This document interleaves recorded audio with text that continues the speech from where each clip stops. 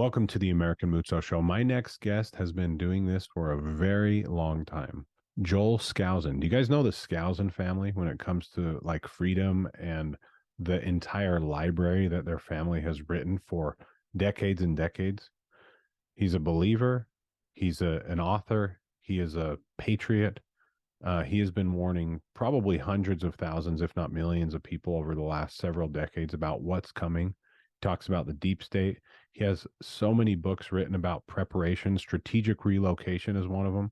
Current threats, globalism. He has another book, Secure Home. In fact, when he was 17 years old, he started to put this together and helped people build secure homes, which he'll talk about when he was 17 years old. He has another book, High Security Shelter. And so I have been trying to get him for a very long time, and he's finally here. Welcome, Joel Skousen.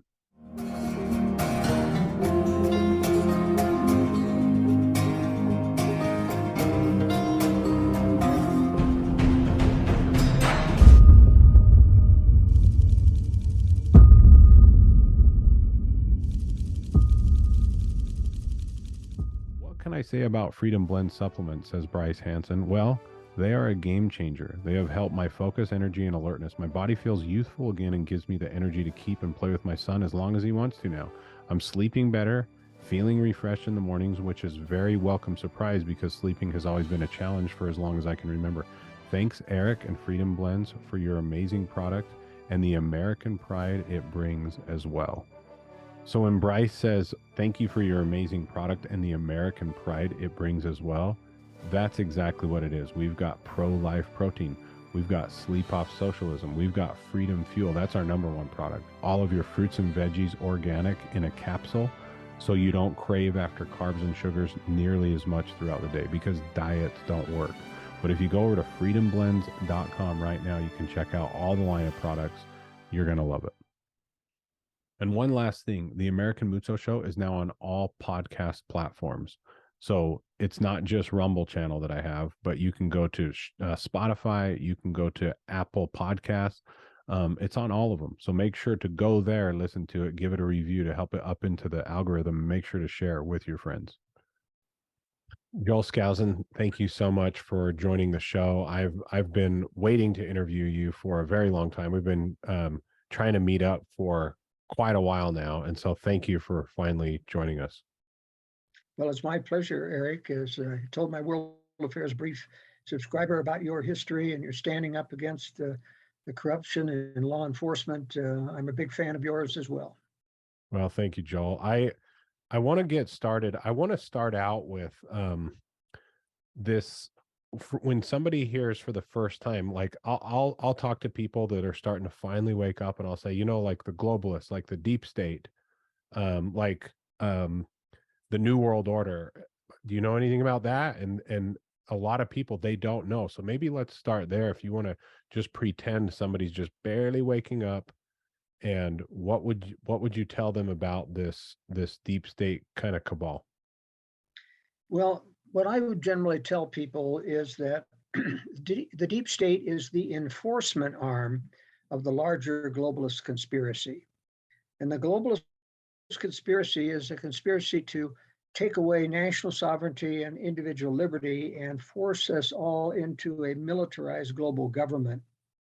And they do that through creating crises, mostly war, in order to provide a, quote, solution that you wouldn't ever accept without that. I mean, trying to sell Americans or even British people on joining an EU-style global government is a non-starter. Nobody wants to do it.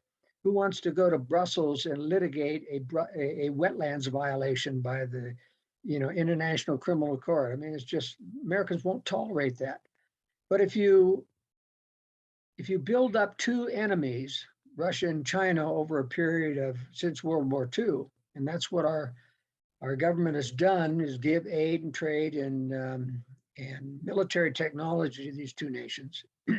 For example, we gave Russia during the Nixon administration, when Henry Kissinger was the national security advisor, we gave Russia the miniature ball bearing equipment so that they could MIRV their missiles. That means throw out more than one warhead from a missile. You've got to have miniaturized ball bearing gyros in those to guide them. And they didn't know how to do that. They couldn't create the miniature ball bearing gyros. And so Kissinger and talked Nixon into giving that to the Russians. And since then, of course, we've been under massive nuclear threat from the Soviets, all thanks to a Republican president who was trying to please the globalists and a globalist national security advisor. So right now, we have a deep state which controls a great deal of the bureaucracy in government. The intelligence agencies are all controlled by the deep state, the FBI, the CIA, the DEA. And that's why in this government, they do their legitimate jobs with a lot of people from BYU and other white side type individuals. But there's a dark side to every one of those agencies as well that's done in secret. For example, they fight against the drug cartels, and yet they import drugs as part. So, and the FBI, of course, goes after some criminals, and then the FBI is a criminal organization itself going after a legitimate president like Donald Trump. And the NSA spies on everyone, which is illegal, to spy domestically, but they still do it, and they cover it up, and Congress simply has no power to get them to do otherwise. So in a nutshell, the globalist conspiracy is one of three global conspiracies, not one. The Anglo-American globalists are our conspiracy that we're having to deal with. The other is Russia and China. They're separate conspiracies, in my opinion, run by direct revelation by Satan to the very top people, promising them immunity, and not only here on this earth, but also from the chains of hell. But the point is, the Russia and China are allied right now temporarily. They know they'll have to fight it out eventually, but they're allied temporarily. It's essentially the globalists who have been promoting those two guys, those two conspiracies, because they want another war. The first two world wars, First World War and Second World Wars, were not capable of getting us into a new world order. Yes, we got the United Nations in World War II, but it has no enforcement power, has no essential military power, no taxing power, no regulatory power. And that's why they want a third world war. And in my opinion, it's going to start with a preemptive nuclear strike by Russia and China on US military targets, not cities. US military targets, and then that allows our government to blackmail us into submission to a militarized global government. In other words, if our military is decapitated, we have no choice but then to join a militarized global government, and Americans would just do what it takes to save us. What happened in 9/11, you just let the government do what they want to do. So that, in a nutshell, is where we're going with this globalist conspiracy. So those that say that, China is pulling the puppet strings of Biden, that's not necessarily true. It's absolutely not true. Biden is 100% a puppet of the globalists who put him into office, who control him, who control everyone around him, who write the script. Now, they don't care if he takes millions of dollars from China. They don't care if Hunter got $1 million from the mayor of Moscow. They don't care even if China thinks they own Biden. He doesn't, and that's what China's going to find out if they ever try to pull his string. He's run by the globalists, not China. But there is a corruption link between the deep state and these puppets, and they'll take money from wherever they can get it, from Ukraine, from China, from Russia, etc. They'll take it. So, Joel, one has to ask, well, everybody asks, how close are we till things really start to unravel, in your opinion? Well, I don't think things are going to really go bad until this World War III comes along. And my projection is this will take till the middle of the last half of this decade. So somewhere in the 2027 range, could be anywhere from 25 to 30, when Russia and China are both ready. Now, remember, Russia is now in Ukraine been taken down conventionally. They're very weak in terms of conventional forces. But they're the strongest nuclear forces in the world, but they cannot occupy a country if they were to nuke it. In other words, the country could simply rebuild afterwards and then come back and get them. So you see, they have to wait for China, who does have the manpower to occupy nations, and it's got the Blue Water Navy to transport that manpower around the world. And China is in Africa, it's in Latin America, every place. Um, it doesn't control the United States, but China is a very, very powerful enemy, the one that will really do the most damage, in my opinion, after the nuclear strike, which will be 90% Russian. How long have you been tracking this? Like when would you say that you have you always been awake? Like was this in your teens, 20s? How when did this like really when you started to find your specific mission? Well, it actually started when I was 17 years old. I read my uncle's book, The Naked Communist, and that was disturbing in and of itself about communist influence in the Roosevelt and Truman administration. But what I noticed in reading that was that there were a lot of non-communists in the State Department that were protecting the communists from being fired. During the McCarthy era, et cetera, there were government people who were not communists protecting the communists. Those turned out, that I found out later in life, to be globalists. People like Alger Hiss even went and joined the Communist Party so that they wouldn't think anything of it when he would do their bidding. Oh, he's one of us, they would think, but he wasn't. You see, and that's what's happening to China and Biden. China may think Biden's one of us, but he's not.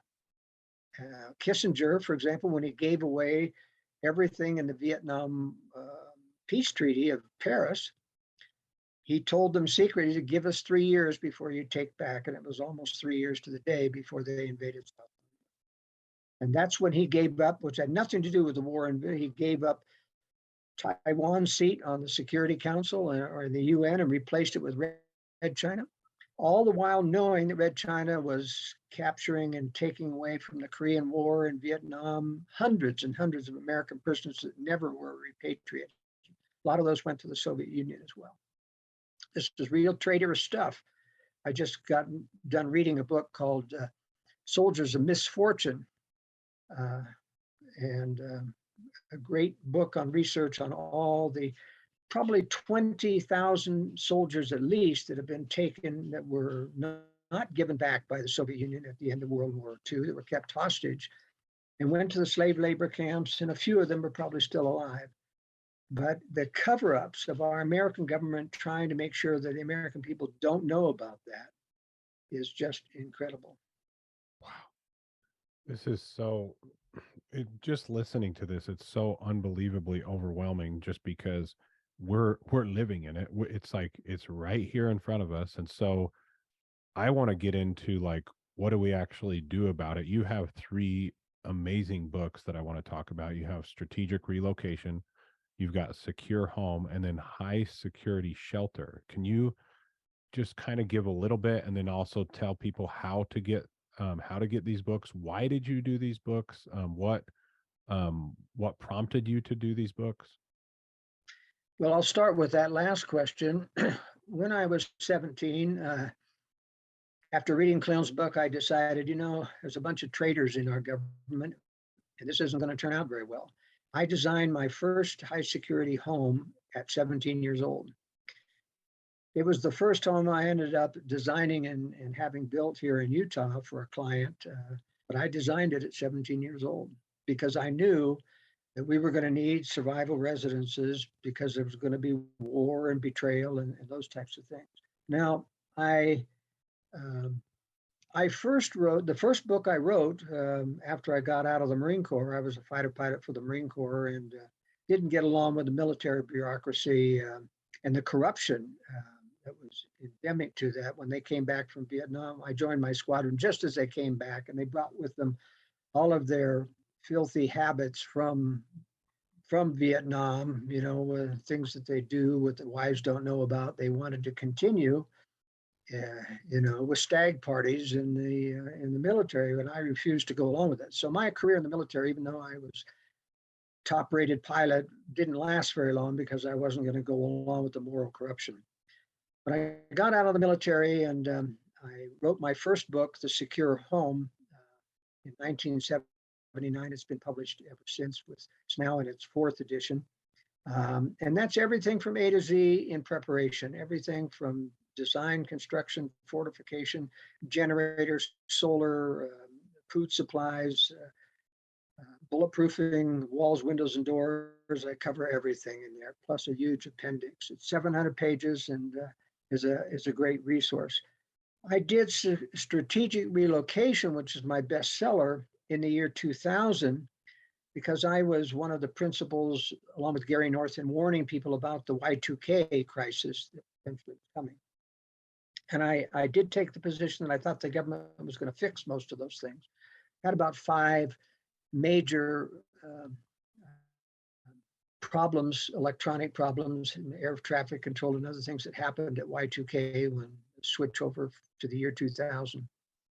And when I was doing interviews with Gary North after Y2K, a lot of people would call up and say, all right, I didn't follow your advice. I went and sold everything, and I went out to the boondocks, and I'm now out of money, and it's very expensive to be self-sufficient. So what do I do now?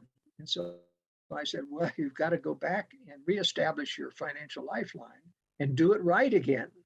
Mm. You know, and Gary suggested, he said, you know, the reason I've had you on these programs, Joel, is you've designed high security homes all around the nation and in Central America. And you probably know more about the country than anyone. So why don't you write a book on where are the best places to go relative to what's happening?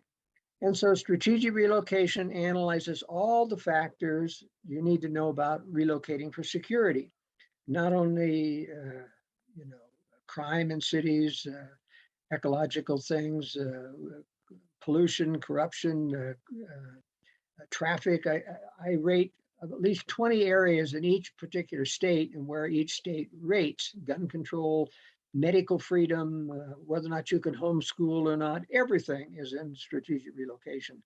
But more than that, I give an overview of the threats, which aren't in my other 2 books, the threats of this war that's coming that you need to prepare for. I talk about how the globalists up Russia and China and how they are looking the other way. Well, they're actually attacking Russia now, and they started doing that early. I predicted that they would do that before World War II. They would switch from helping them to attacking Russia and China. They would have to do that so they don't get blamed for the war. But they started early on Russia because they used that as a way to go up against Donald Trump, falsifying his relationship with Russia. And that's how they got on the other side of Russia earlier than what they were anticipating. But Really in any quick, case, really quick, how did Donald Trump get in office with the election system that it is? Do you think it was a total mistake? Do you think they just weren't watching close enough? What is your take on that? well, there was a great deal of dissatisfaction with Washington. And the normal amount of vote fraud that they were capable of doing without computer fraud was about 10%. They thought that was going to be Mm.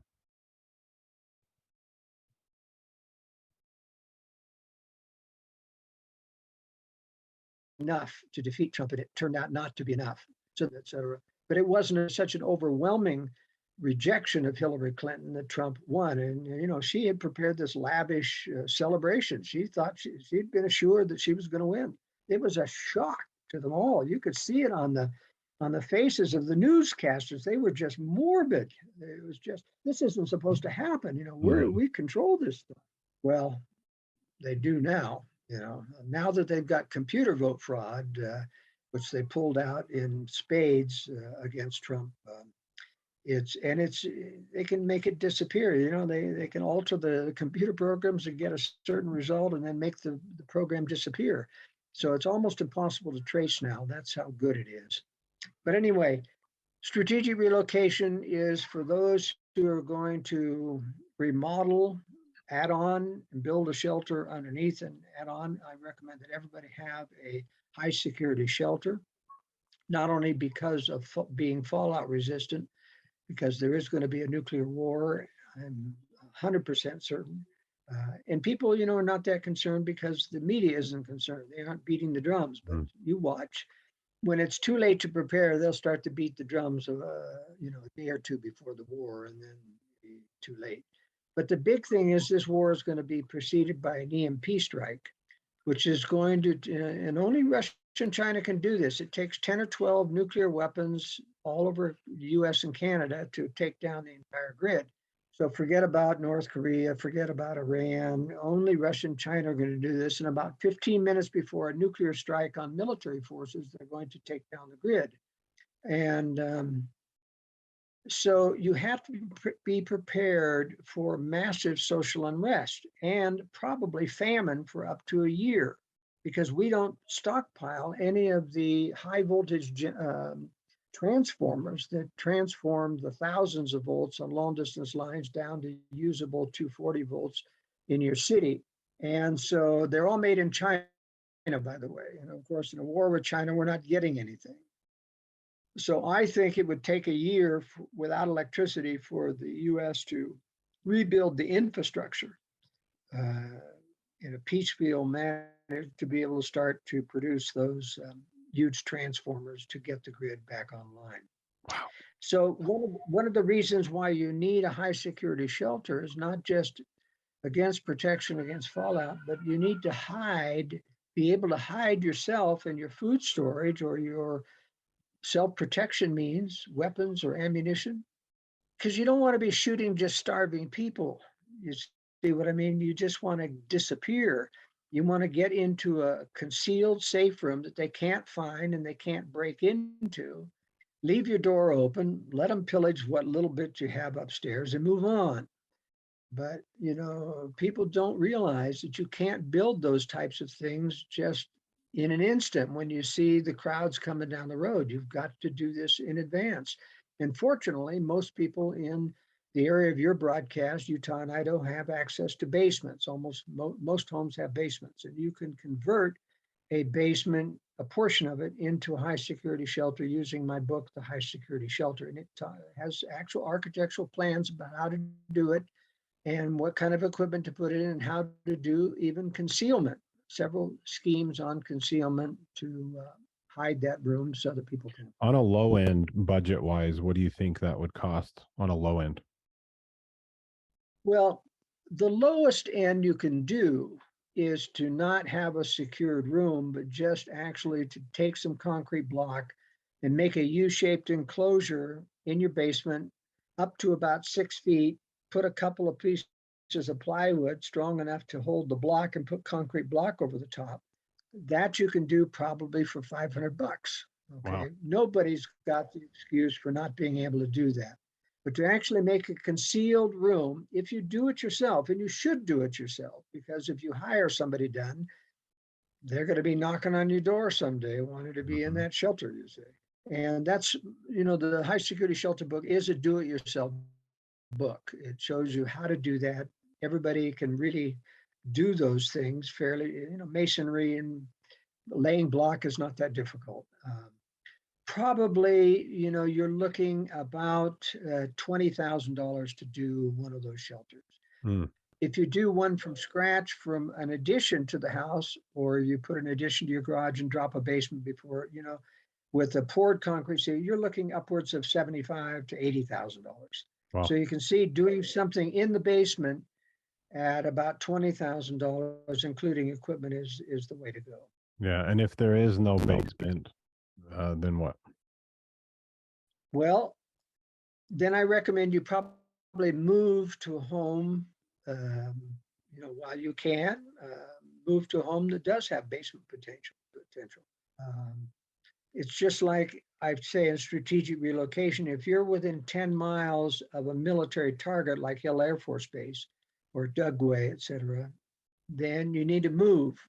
Don't build a bunker. Don't build a bomb-proof thing, which will cost you an extra $50,000 or $60,000. Move. It's not too late. We've got probably 3 or 4 years before this war comes. Nobody knows. But I'm just saying you've got time to relocate and move and get into a home that's got a basement in it. So do you think that boots will be on the ground from China and Russia in the United States at some point? I'm not sure. Nobody in their right mind wants to invade a country with a multiple billion arms in private hands. It's a recipe for guerrilla war. from people like yourself who are law enforcement trained or military trained and have access to assault style weapons, it would be a nightmare for anyone to invade. Now, China could possibly invade the west coast of California. That would serve them right, selling, the Long Beach harbor to the Chinese shipping company. But I doubt if we're going to see a mass occupation of this country. And the Russians wouldn't even try. It's too far away, and they don't have the Blue Water Navy to do it. This is good to know because everybody speculates, right? This is really good to know. Yeah. I would like to, if it's all right with you, just switch gears a little bit on the spiritual side, because that when you talk about kind of prophecy and you talk about preparing spiritually, I love it because I think that you're spot on with a lot of things. And so, what are your thoughts when I say when you tell people, okay, we need to be prepared physically and now spiritually? Where do you go from here? Well, the first thing I tell people is you've got to toughen up. We are a soft society. Um, we just, everything in the dominant church in Utah and Idaho is about comfort. And, it's okay. You talk about unconditional love, which is a false doctrine. There is no unconditional love. The highest love of God is dependent on your performance, doing what's right. And you could tell that in your conscience. And I spend a lot of time talking about conscience because that's where the real test of life is taking place. Those little promptings that you get up on time or to not eat that second helping or not buy that junk food. When you tell those thoughts to get lost or you disregard it, you're telling the Lord to get lost. And, I had an epiphany one time as a young man, and I pictured myself going up to heaven and embracing the Savior like everyone talks about. And he holds up his hand and says, "Stop. Before you embrace me, you have to tell me why you told me to get lost 150,000 times." And, we say, "Wherein did I tell you to get lost?" "Well, when I prompted you not to, you know, do this, or, not to say that, or not to overeat, or when I prompted you to exercise and you said, I don't want to do that. He prompted you to lose weight and you didn't want to do that. Oh, was that you?" Of course, you see. But you see, everything in our conscience comes in our own voice. Sounds like ourselves talking to ourselves. But if you're careful, you can understand when something comes in that you don't want to hear. That's not yourself talking to you. You don't tell yourself to do the tough things. You tell yourself to do the easy things. But the Mhm. Lord is the one who's after you to tell you to do the tougher things. He knows that we need to toughen up. We need to learn to discipline our children. We're terribly undisciplined parenting in this nation, very, very soft. It's almost considered child abuse to spank um, nowadays. But I went from teaching my children absolute self-control from about the ages of 6 months to three years, 3 to 4 years when you can at best start to listen to conscience as a kid. But you see, conscience is so easy to disregard. I think it's important to teach kids absolute self-control when they're young.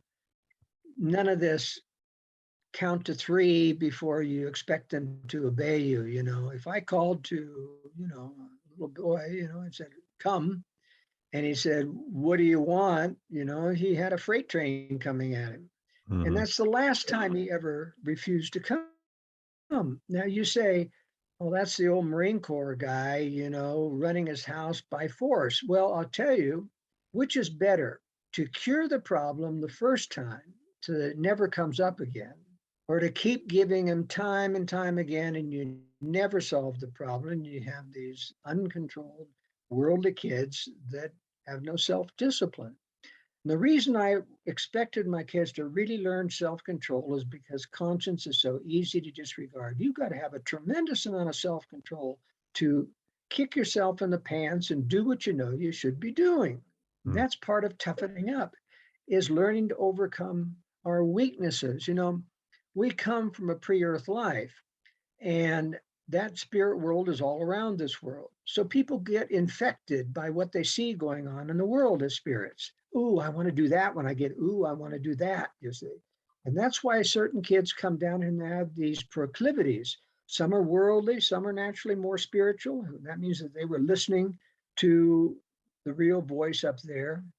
But this whole notion that we were all pure and sitting at the feet of Jesus Christ, listening and agreeing, it's just baloney.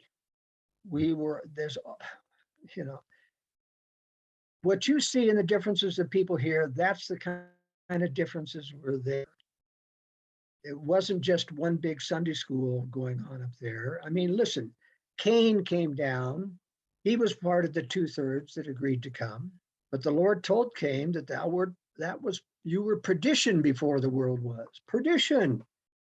Thou art Master Mahan, and you will rule over Satan someday. You see, he made a pact with Satan to come down here to the earth. Wow. So you see, that proves that we're not all goody two shoes before we came here, and that's why people are just resistant to truth here. Some people are naturally leftists, want to control people. Some people are evil, the Hitlers and the Stalins of the world. They just weren't gospel-oriented children in the pre-earth life. This is nonsense. People are proclivities before they came here, and that's why it's so difficult to change.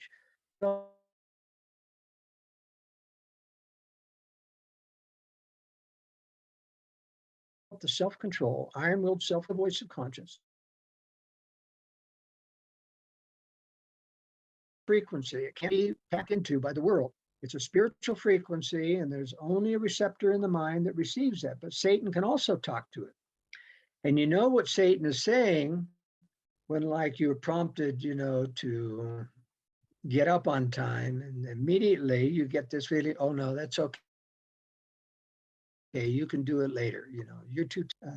You get all these excuses, this battle going on in the mind about wanting to do something. Don't take a second. Oh, it won't hurt. You can lose weight later. That interplay going on in the mind is Satan or his forces, whoever is assigned to talk to you, knows you just as well as the Lord does.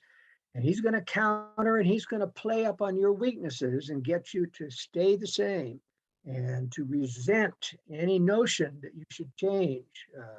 That's why there's such a hostility in the world about judgment. Oh, don't judge me. Critical. And the Lord is critical. The Lord is judging us. And this whole notion of unconditional love is a satanic doctrine because it indicates, oh, you'll be all right. No matter what you do, God loves you. So you're never out of favor with God. That isn't true. Anybody who's got a conscience knows that when you decide to do something wrong, you get very, very strong guilt feelings from the Lord. You are not getting feelings of approval unless people talk you into it, like this BYU student who got done with a class from some professor preaching unconditional love and said, oh, this is wonderful. God accepts me just as I am, and loves me just as I am. And that just isn't true. I mean, why else is he prompting you to change if he accepts you as you are? So these are strong doctrines that people don't want to hear, but I'll tell you, we're running into a world when that electricity goes out for a year and you have people not listening to conscience and starting to pillage and murder and rape and steal. I don't believe, Eric, that the world is ever going to be the same again, ever. When you have a year without electricity in that Mad Max scenario, the feelings of resentment, the feelings of vengeance, the feeling of get even, the lack of forgiveness will just be so hard to overcome from people who have done things to you. And I think the days come when evil will start to fight against evil. I don't even think whoever starts this war between the globalist Russia and China, I don't think it'll ever be resolved. I think that evil will just start to fight against evil. And that's why strategic relocation is very important, because the big cities will be a mess. You won't be able to stay in the cities. You have to be prepared to go someplace where there's safety. And those are going to be rural places where you band together with other rural people, which, the typical criminal element doesn't. What is your thought Come out about to the our own? What is your thought about our own government, our own military, martial law type thing? Because what I've been thinking, and I hope that I'm wrong, is when all the food stops, the electricity stops, the diesel fuel stops, they try to do some type of a martial law here in the States. What is your thought on that? Well, to have martial law, you still have to have a high degree of order. Policemen and military people have to feel good about going to work. And if there are mobs coming down the street, I don't know many policemen are going to abandon their families to go to work. I don't know. And same with military people. A lot of them are going to want to go back. Now, there'll be some people that are on deployment or out of military, away from their families, that are going to follow orders. But, what do? You don't run around and just shoot people. They won't shoot people now who are pillaging, let alone in a chaos situation where you can't control anyone. I just don't think. Remember, martial laws, you have checkpoints and roadblocks everywhere and showing your passport and everything. But what do you do with a whole mob of people when the whole city is just roving, checking for passports? Come on. Who cares about anything? I'm hungry, man. That's right. That's what I've been thinking of. I've been trying to get people. I've been trying to tell people for the last. I feel like this is such a blessing right now to be alive right now, where we have everything and we have the time to prepare. Like it is such a blessing. And so please, you guys, just go and look at his stuff. How can they find Joel? How can they find you? I know that you have a the world affairs brief that you do. How can people find you so that they can start to study all the things that you bring out? Well, that's my full-time occupation now, is writing the world affairs brief. It comes out every Friday. I analyze the world events from the aspect of what this secret combination of power is doing to us. And it's at worldaffairsbrief.com. You can get a free sample copy by simply going to the website and clicking on request a sample in red on the left-hand side. On the right-hand side, by the way, is one of my finest essays, which is on the still small voice of conscience. It's about 26 pages long, and it will teach you everything that you need to know about how to listen to the voice of conscience, how to develop the self-control, how to teach your children to be disciplined by listening to their conscience, how to discipline in that way. It will change your life because you'll never be able to disregard those voices in your mind again, because it'll refresh your memory of what they're there for. I Now, love my other website is joelskousen.com. Skousen is Skousen. And that's where all my books are found: Strategic Relocation, The Secure Home, and High Security Shelter, plus a small preparedness pamphlet called 10 Packs for Survival, 10 areas of stockpiling you need to do, plus a dynamite barter list at the end on what to stockpile for bartering. In terms of financial preparation, I just want to say, if you're depending on pensions or salary or whatever it is, it's going to be gone when there's no electricity. Nobody's getting a salary. Nobody's getting a pension. The stock market is going to zero. And if you're in cryptocurrency, there's going to be no internet. Forget it. You're not getting anything out of your crypto. If you have stuff stockpiled in Switzerland or the Bahamas or any other so-called safe haven, you won't be able to get it. So you have to have, within your own safe room of your house, you have to have your valuables. And I think one of the most important things is to have about 3 months of actual cash, even though we're losing about 15% a year in inflation. When the grid goes down, they're not going to be printing any more money. There won't be any hyperinflation. It's going to be what cash you have on hand. And people recognize that. The second best will probably be silver dollars. But my brother, the economist, gives people silver dollars as tips when he's in a big city. And more often he has people say, "What's this, man? What's this? I don't know." They don't know what it is anymore. So don't expect to get full value if you're trying to convince somebody a silver dollar is worth 30 paper dollars. And worse yet, if you have a 1 ounce gold coin worth $2,000, try to get change for that. Not going to happen. So if you've got money in investments, I would get out of stocks and try to make yourself self-sufficient for money, meaning stockpile all the things that you normally use so that you don't have to go to the store anymore when the grid goes down. You've got your food supply, but also nuts, bolts, screws, glues, light bulbs, toilet paper, all the things that you normally buy extra of. so that you eliminate your future need for money. That's the best thing you can do for a real grid down and chaotic war scenario. Obviously, nobody knows. Nobody knows when God's finally going to come, but we all believe this. When do you think that time from electricity going off, whether it's an EMP, whatever, when do you think that between those two times before God finally comes, what's the time period if you were to guess? I know that I know it's not a, well, Joel Skousen says this. I'm just saying, if you were to guess, what would that be? Well,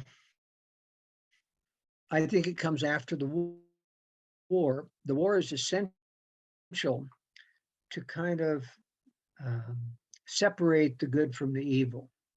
And one of the key elements of separation is the formation of a new Jerusalem, which is to be a safe haven for those who are pure at heart. It's going to be very selective.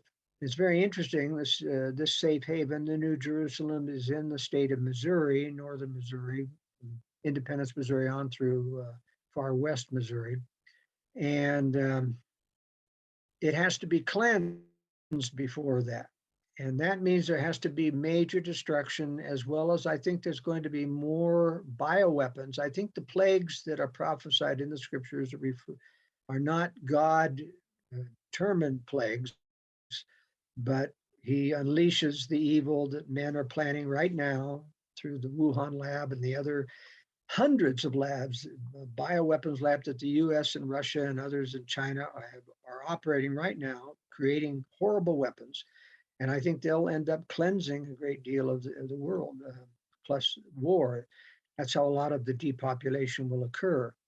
But I think that the war is the crucial thing that causes the great separation in society, meaning that, first of all, most conservatives work in the big cities because that's where the jobs are.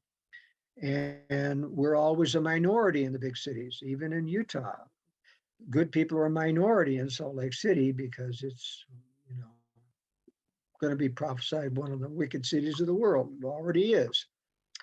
And all the big cities are controlled by Democrats, which are socialist in their orientation. Um, but when this EMP strike comes, there'll be no more jobs in the cities, and that means people are going to flee the cities and go back to rural areas. And that's where there's going to be this first part of the separation. But I believe that when this, and the purpose of this Third World War, by the way, is, and the purpose of our own government allowing the nuclear first strike to fall without intercepting it. And we don't have any capabilities, by the way, of intercepting hypersonic warheads coming in. Our interceptors have no warhead on them. They have maybe a 50% kill rate under ideal testing requirements. Against hypersonic warhead, forget about it. You're not going to stop any of those warheads from coming in. Now, I do think that the globalists are not stupid. They're not going to absorb a nuclear first strike. And by the way, the purpose of that is so that they can come out of their bunkers, and they've built marvelous bunkers to prepare, knowing that this war is coming. They're just not warning the American people about it. When they come out of their bunkers, they'll say, we didn't know this was happening, which was a lie. The reason they were in their bunkers is because they knew it was coming.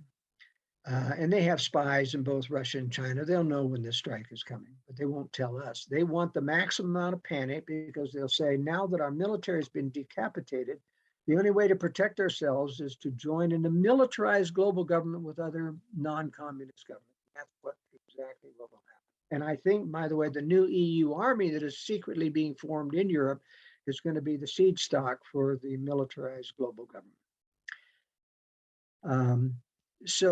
But I don't think the globalists are stupid enough to absorb a nuclear first strike and not be able to win the war. It's my hypothesis. I can't prove this, but I just have some evidence that I think the US has defensive weapons in space already that are capable of taking down any missiles incoming in their boost phase when they haven't separated the warheads. That's when they're vulnerable. If you launch an anti-missile at them in space. In other words, I think they built the brilliant pebbles system, during the Reagan administration in secret. Now, here's my evidence. I only have one piece. Uh, General Mattis, after he left the government, spoke at the Booz Allen annual financial conference, which is a closed conference, but someone leaked out of it that he said, you'd be surprised how many trillions are going into space that are not on the budget. Now, what's on the budget? All the reconnaissance satellites, all the GPS satellites, all the military spy satellites, everything, that's all accounted for. The space, it's all on the budget. So if there are trillions going into space that aren't on the budget, I think that's got to be space-based weapons. Now, because I think they know that Russia and China do not want to destroy the nation. They want to blackmail it into submission. They want Lebensraum. They want living space. China can't grow any more food in China. It's mostly desert. They're out of space to grow food. They cannot grow or expand anymore. That's why they'd like Canada and the United States for its food growing, among other things. So I think the West knows that they're going to throw a preemptive nuclear strike and then blackmail the West into submission. So the West has to have some way to say or thumb their nose at the blackmail. And that is, we're not going to accept it. And if you try to shoot any more missiles, we'll shoot them down. They won't tell them how, but I think it'll be space-based weapons that'll shoot them down and stop it. That gives the globalists, you see, time to regroup under a militarized global government and rebuild the conventional forces that it'll take to then win the war at least. And I think Russia actually will be the one defeated. I don't think you can defeat China necessarily because of all of them, the huge potential armies that they've got. But I think they may make a deal with China to betray Russia, just like the West made a deal with Russia to betray Hitler and win World War II if they make a deal with China to betray Russia. But in any case, I think because we're dealing with evil systems, that China will never be at peace again, and the West will always be in a warfare status. And that's why you eventually have to flee, because I think this is part of my prediction. I think when we get into a global government, the global government will start to come out against those of us who believe in conspiracy, those of us who believe or that are conservatives and religious. And they will say, for example, well, these people are not supporting the war. They're not letting the people be drafted, et cetera. We need to lock these people up. Or they could say, for example, we will have a new citizenship, a world citizenship, and everyone must agree to be a loyal citizen to the global government. And anyone who refuses won't be able to be a doctor, a lawyer, or a corporate head, or that's basically would be a mark of the beast system. You don't take the citizenship, you don't get to buy or sell, and everything might be controlled. And in that case, they would say, we should probably lock those people up. So in essence, I see it for a time when the really good people will have to flee even these places that we have for our own safety to get through the war. I see ourselves having to flee to the wilderness and then be guided by the Lord to get to the New Jerusalem, which will be wiped clean, according to Brigham Young. There won't be so much as the yellow dog to wag its tail in Missouri. And that means that there's a lot of destruction, a lot of cleansing going on. But in the LDS Church, there is this avow movement, which is about, dreams and visions. And it's an unfortunate movement because people, instead of thinking for themselves and getting real inspiration, keep waiting who's having the latest dream and vision, And the problem is that they're all over the map. A lot of them are all based upon last days. And so they attract the conservatives because these are dreams about the last days and hardships, but they're filled with falsehoods, which means they can't be from the Lord. In fact, you never know. And that's why I've never been prompted to ever tell about a dream or vision that I have had, because you just never know if it's deception until it comes true. And so you keep it to yourselves. And then you avoid the dependency problem of someone setting themselves up as a receptor of revelation and causing a great deal of confusion within people. But there are a lot of people in that movement who think there's going to be a call out from the heads of the church calling people. And that's absolutely impossible. Why? Because how would you do a call out? Would you have the home teachers come to them and say, you're on the list to go to the New Jerusalem and you're not on the list? That's not the way the Lord does things, you see. And if you did a call out with the yesmanship in the church, everyone saying yes to the leaders, everybody would try to leave. And the Lord can't have that, because he's got to separate. Only the pure in heart are going to be allowed to get there. So I think, in my opinion, you get driven out. You get driven out even by your fellow Mormons who are mainstream because you believe in conspiracy. And so, you know, that's why it's very possible that the main body of the church may not even know the New Jerusalem is being built, because you've driven out the faithful. Joel, I could talk to you. We're going to do round two. I can guarantee you. If I can steal another hour of your time, we're going to do round two. Can you give a message of hope? That was a lot. That was heavy. That was really heavy. What is your message of hope that you can give to people that just listen to that? Well, my message of hope, and you know, I'm not a depressed person. Number one, I'm prepared. And number two, I'm a tough individual. I know I can handle anything that is thrown at me. You know, even if it's death, I can handle that with a plum. I've trained my children to be tough. My children are all conservative. They've all been homeschooled. They aren't following the things of the world. I can depend on them. We have, you know, I have a network, informal network of friends. We don't meet or anything, but I know who I can trust and they know who they can trust. And that's the kind of thing that is going to survive. I'm not looking forward to these heavy times. I'm thankful every year that goes by where we have more time, because, you know, my children need more time.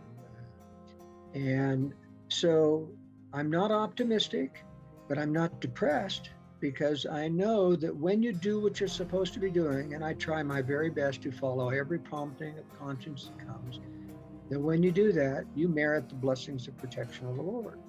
And so I intend to make it through this, and I'm not discouraged about it. It's going to be tough, but I'm prepared. And that's why I encourage people to toughen up, get strong, so that you're prepared and can look forward to this and say, we can make this together. Amen. Joel Skousen, everybody. Joel, thank you so much for joining us. My pleasure. Good to be with you, Eric.